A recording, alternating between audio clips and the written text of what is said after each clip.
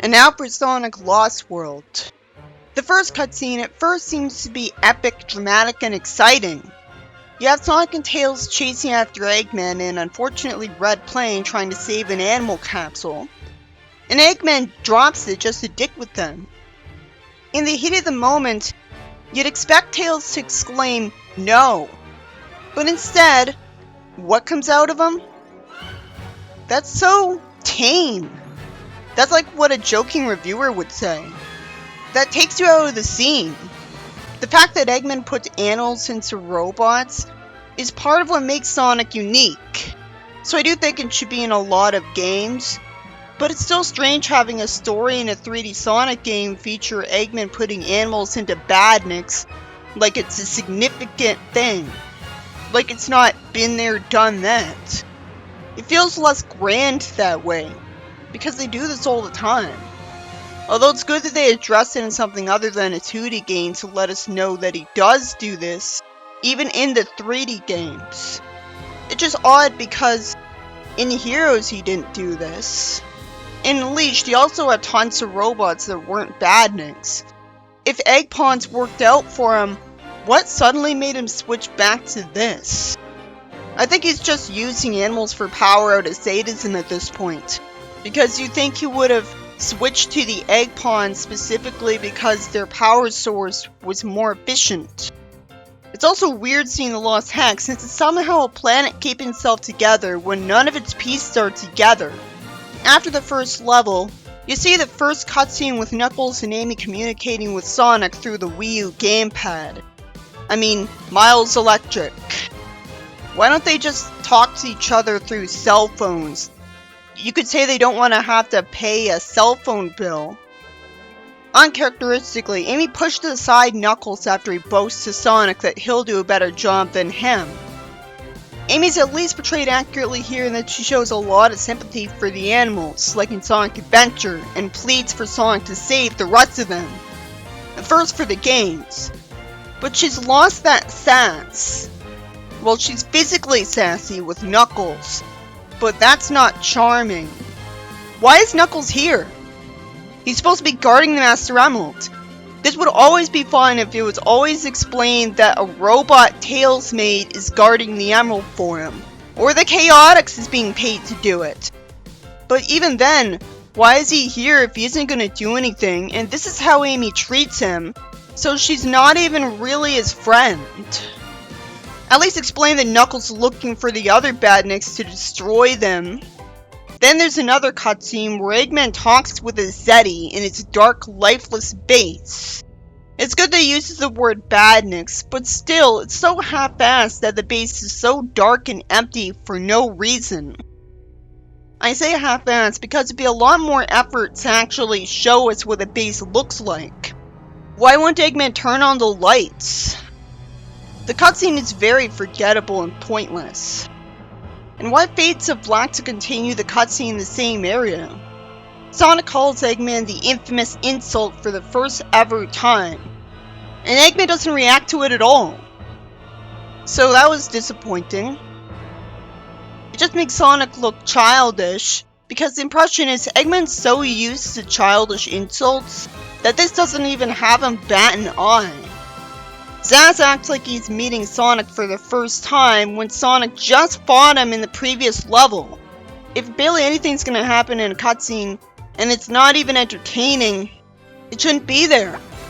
Tails insists to Sonic that he's built a TV out of paper clips and reprogrammed a supercomputer with dish detergent and shit. Saying smugly that fixing a propeller isn't difficult at all, and does it within a cutscene. First of all, that's impossible. Second, it was the wing of the plane that was destroyed. Third, if Tails fixed the plane so quickly, well, I'm sure it would take longer than that, so he must have extremely advanced technology we're not seeing. Why the hell did Sonic and Tails not just fly straight to Eggman's life drainer, rather than making us go through all of the levels? They don't know about the life drainer, but wouldn't they know where Eggman is? Why don't they just fly around until they find Eggman again? And fourth, Even Sonic is annoyed and exasperated with him because he says "I know" with his eyes half closed. Building a TV out of paper clips would only potentially be possible if he broke down the paper clips into their base materials first. And how do you reprogram something with dish detergent when it's a liquid? I would expect detergent to destroy a computer. Why don't they just fly around until they find Eggman's base and then trash everything there? At least Sonic says he doesn't need to hear his whole life story. At least Sonic's rude to Tails here. It's out of character, but he had it coming. And he didn't tell him his whole life story. Is the base underground, and there's no way to see the entrance from above? That's the only way it would make sense that they don't fly to it. Is it even explained why Sonic knows which direction to go? He could just head off in any random direction and end up heading in the wrong direction. This is why it's so important that he fights Eggman in the levels in the classic games. Because it tells a story that he's progressing through the levels because he's following him. So that's how he knows which direction to take. Eggman uses the conch to torture the Zeti for mildly bickering with him, which is competent. Basically, Sonic says he doesn't care if he disappoints him and sarcastically calls him Master. Making me wonder how stupid he really is considering that he knows Eggman has the conch with him. Does he? If he didn't know, I'd have to wonder why they were even working for him. Then Eggman tells him to get better animals, because apparently just any old animals won't do. Why don't they take it away? He gives them way too many opportunities to walk up and take it. What makes him think they won't betray him the second they're in a different room from him? If they attack him from behind, he'll still get attacked. And another way they could betray him is ditching him. And doesn't he already have an army of robots that can be trusted? I guess he assumes they're a lot tougher than his robots, so they're a lot more likely to kill Sonic.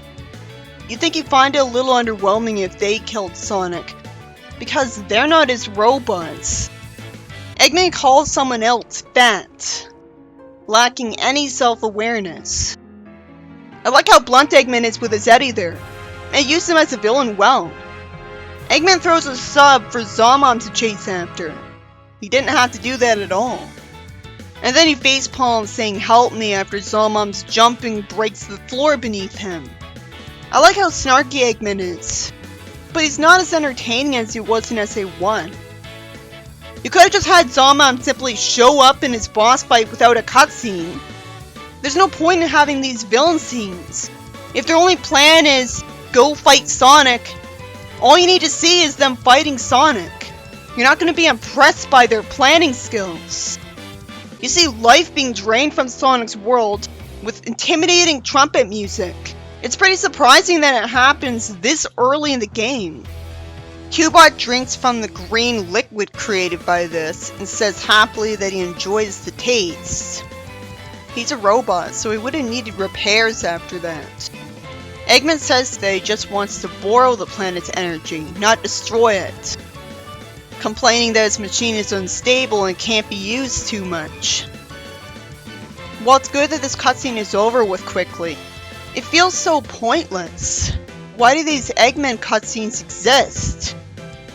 They're just a waste of money. I don't buy that he just wants to borrow a planet's energy. Why would he ever put the energy back? That would inconvenience him. If taking energy from a planet takes away a part of it, then he is destroying it. Even if he only plans to take some of the energy, that's still mostly destroying it. Zavok's like Eggman Nega, he's fine with destroying a planet. He's not even original there. You see a giant sub being eaten by Zomom as Sonic mocks a fat person for the way they look, like an elementary school bully. There's a difference between Sonic having an attitude like he's supposed to, and sounding like a childish school bully. It's based on how he insults. He looks like an idiot when Zomom of all people corrects him. At least this game calmed down the food jokes and just reserved them for a background thing where one character is always eating.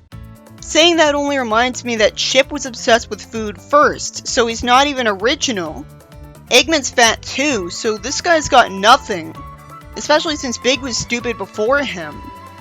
Eggman's sandwich line is much more charming out of context. It's good that he's being written as a villain here, wasting his time complaining at them. It gives us plenty of justification. Sonic kicks away the conch Eggman's holding impulsively as Tails is telling him off for it. All this does is make me hate the character.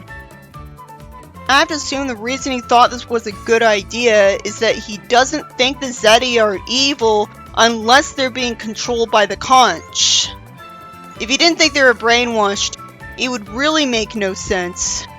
It would really be a matter of he's completely confident that he'll be able to take them. The Zeti are just as easy to deal with without being under Eggman's control. Sonic doesn't have to deal with any enemies that he didn't beforehand. Of course, he'd instinctively want to break Eggman's hold over people. He loves freedom. But Tails had no reason to know that this would backfire. Unless he was given a copy of the script, he couldn't have known that the Zeti would be more ruthless than Eggman because of power over a machine that he doesn't even know about yet. His reaction would only make sense if he wasn't assuming that the conch was brainwashing them into being evil while Sonic was. And so of course he'd know that the Zeti wouldn't be grateful for his help. That's why him warning him not to made him come off like a creator's pet to me. He only knows to warn him not to because the script told him to. And this is how they tell you that he's a smart character. The one cool thing about the Zeti is their technomancy, sending Eggman crying to Sonic and Tails for help as they arbitrarily still want to fight Sonic now that they're free. There are people that are naturally evil, but it gets harder to believe the more of them are involved. I love seeing Eggman struggle because of this, so it was worth it. But this should have happened a lot later in the plot though. Eggman's supposed to be the main villain of the series, and none of these Zeti are intimidating enough to be main villain of a game material.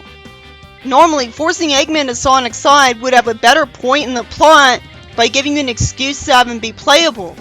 It doesn't lead to anything good here. It's weird to see Sonic pick up and carry Tails away. But Tails never thanks him for this. He just takes it for granted. Orbot and Cubot were presumably spared from the control because they aren't combat robots and were seen as useless. They could still bring the Zeti things, like coffee. I guess Savik's logic is, if he wants someone to serve on him or one of the other Zeti, he could just tell one of the Zeti to do it. Still, I don't like that I have to come up with my own excuse for why they didn't control robots. I don't know why they tried to return the pirate speech after it was rendered ahead. Especially since it's such mood whiplash since it happens in the middle of a panicked action scene to dumb it down. With the way the Zeti look, they should have known that they wouldn't have needed to offset how scary the tone was. Because they're barely intimidating. What lighting is keeping the Deadly Six in the shadow in this scene? Tails being snarky here just gets me annoyed at him even more, even if he is justified. But only a bit. You'd think Sonic's sidekick would approve of what he does, because he'd understand why he did it. I mean, he'd know that he freed them because he loves freedom and hates Eggman. Shouldn't Tails have done the same thing? Because again, what difference does it make? Either way, they'd be fighting the same enemies. Even people who like colors have complained that the cutscenes in this game are characters just standing around and talking. It's so boring to look at least not visual novel style. But in cutscenes where nothing happens, it could be visual novel style and you wouldn't miss anything. Orbot quotes Hamlet holding Cubot's head. Partly because Cubot complains that his voice chip is making him talk like a pirate now. Even though you'd have to intentionally program that into it. So I guess Eggman did that because he was bored, and he thought it would entertain him someday. It would have to be that it would switch to a pirate setting because simply being damaged wouldn't cause that. Why would a robot know this quote? Contact and Graph don't care enough to think very hard about how illogical it'd be for Eggman to program his robots to know pop culture references. If there are servant robots, wouldn't they be spending most of their time cleaning? It seems like this game has pointless cutscenes every single act, which is worse than colors. Tails' Miles Electric can magically give him information he shouldn't be able to know, and this lets him find out that the Zeti find the conch very painful, something Eggman should have just told them and it would have been less convoluted that way. It's so immature how Sonic says that they're a court and everyone thinks Eggman's a bonehead, raise your hand. Even FTA didn't like that joke. It's good that Eggman snarks at it, as well as saying before he started to leave that he hopes the Zeti eat them alive, because he's supposed to be the bad guy. Of course he didn't raise his hand though. It's sort of a lame line at the same time. It's not like Eggman doesn't deserve disrespect, but the problem in this game wasn't that he was a bonehead. He was a bonehead for thinking he could trust the Zeti in the first place, if he could only control them with something that was used in the same room as them. The second he went to sleep, they would kill him. Zavok uses a life-draining machine in this cutscene. I hate how Zalmon talks in this cutscene. The old man says Zalmon wants to eat Eggman. A person. Like, it's not like Eggman doesn't deserve this line, but he sounds like a gangster when he isn't. So it's just weird to hear him talk like that. We're not really told what the Zeti even are. In Japan it's established that they're demons. They're Oni specifically. But they didn't translate that. So the entire time I'm wondering why they're the only Zeti. This game's story is so pointless because not much is really accomplished in each cutscene, assuming each cutscene moves the plot along at all. And a lot of things aren't clarified. Like how Tails knows about the Lost Hex and what it even is and where the conch was found. As for how Tails knows about the Lost Hex, I assume it's the same reason everyone knows about where everything else is. It's just always been a part of the history of the planet. It's only confusing because it came out of nowhere. So we're expecting Tails to be just as surprised by it as us. The Lost Hex world should have been Little Planet again. That would have resolved the cliffhanger in Sonic 4, and it would have developed on Little Planet more, because we'd actually get to see people who lived there.